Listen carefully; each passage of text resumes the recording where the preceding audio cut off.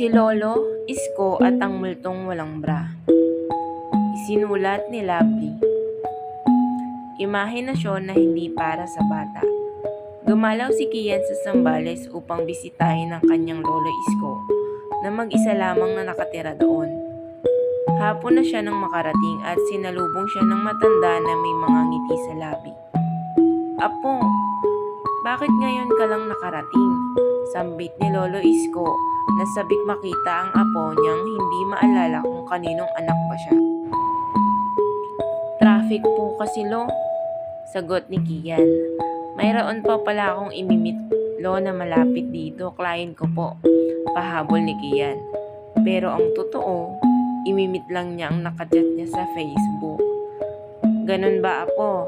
Dalhin mo dito ang kliyente mo at ipagluluto kayo ng kaibigan ko," biro ni Lolo Isko. Natawa na lamang si Kian sa biro ng kanyang lolo. 2:00 ng madaling araw, may narinig na ingay si Kian. Hindi niya ito pinansin at natulog na siya ulit. Kinabukasan, "Lo, tara po kain po tayo ng pizza," aya ni Kian sa kanyang lolo. "Salamat, Apo, pero may kailangan akong puntahan," nagmamadaling sagot ni Lolo Isko at ito'y umalis na. "Ingat, Lo," sigaw ni Kian. 2:00 ng madaling araw, may ingay na namang narinig si Kian. Agad siyang nagtungo kung saan galing ang ingay. Hindi hangin, hindi daga, multo. Pero hindi basta multo.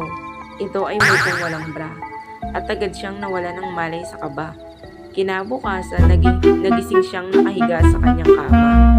Panaginip, sambit ni Kian. Natawa siya at nagsalita ng, "Kaka-imagine kung magkapakwan sa dibdib kung ano-ano nang napanaginipan ko." "Apo," tawag ni Lolo Isko. "Lo, nakauwi na po pala kayo," sagot ni Kian. "Oo, may binili lang ako sa bayan. Tara na at sabay na tayong kumain," sabi ni Lolo Isko. Gustong ikwento ni Kian sa kanyang Lolo Isko ang kanyang panaginip, pero baka tawanan lang siya nito at sabihin, "May multo bang walang bra? Kaka-Facebook mo yan." 2:00 na naman at nagising ulit si Kian.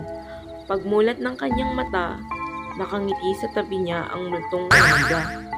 Napasigaw si Kian at tumakbo sa kwarto ni Lolo Isko. "Lolo, may multo. May multong babae sa kwarto ko. May malaking po." "Guni-guni mo lang yan, Apo. Baka namimiss mo lang ang jowa mo," mahinahong sagot ni Lolo Isko kay Kian.